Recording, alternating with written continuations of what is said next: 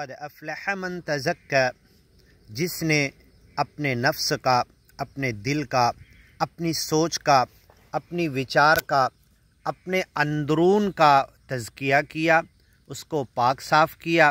قد افلح، وہ کامیاب ہو گیا، من تزکا، جس نے اپنے من کی صفائی کا کام کیا۔ انسان باہر سے نہاتا ہے، کپڑے پہنتا ہے، پاک صاف کرتا ہے، صفائی کا خیال کرتا ہے، اوپر کے ٹیپ ٹاپ کی پوری فکر کرتا ہے، لیکن اندر سے من پاک کرنے کے لیے، من صاف کرنے کے لیے، سوچ اور خیالات اور اپنے دل کے اندر اندرون روح کی کوئی فکر نہیں کرتا، تو کامیاب تو وہ ہوگا جس نے اپنے روح کو پاک کیا۔ قد افلح من زکاہا، جس نے اس روح کو پاک کر لیا، پاک صاف کر کے اپنے سوچ، اپنے خیالات کو اچھا کر لیا۔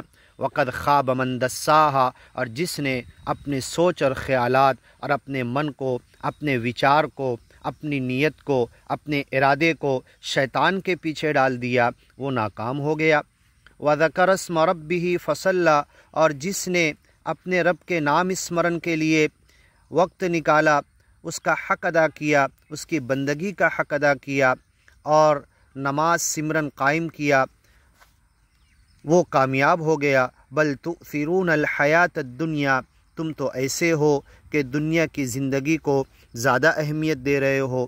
والآخرۃ خیر وابقی، اور آخرت ایک ایسی چیز ہے جو اس سے زیادہ بہتر ہے اور باقی اور ہمیشہ کی زندگی ہے۔ ان ھذا لفی الصحف الاولی، یہ چیزیں پہلے کے صحیفے کے اندر لکھی ہوئی ہے۔ اس سے پہلے حضرت آدم کے زمانے سے لے کر جتنے نبی رسول پیغمبر آئے، سب کی کتابوں میں، سب کی تعلیمات میں، سب نے اسی طرف بلایا کہ سچے مالک کی بندگی کا حق ادا کرو۔ صحف ابراہیم و موسیٰ، یہ کتابیں ابراہیم پیغمبر کی صحیفوں میں اور موسیٰ پیغمبر کی کتابوں کے اندر کمانڈمنٹ، 10 کمانڈمنٹ، اولڈ ٹیسٹامنٹ اور نیو ٹیسٹامنٹ، سب میں یہی چیزیں لکھی ہوئی ہے، اور قیامت تک کامیابی انسانوں کے لیے اسی مشن پر ہے، اسی راستے پر ہے، اسی سچے مالک کی وڑک پر ہے، اسی سچے مالک کی طرف بلانے پر ہے۔ آگے انشاءاللہ سنتے ہیں۔ هل اتاک حدیث الغاشیہ۔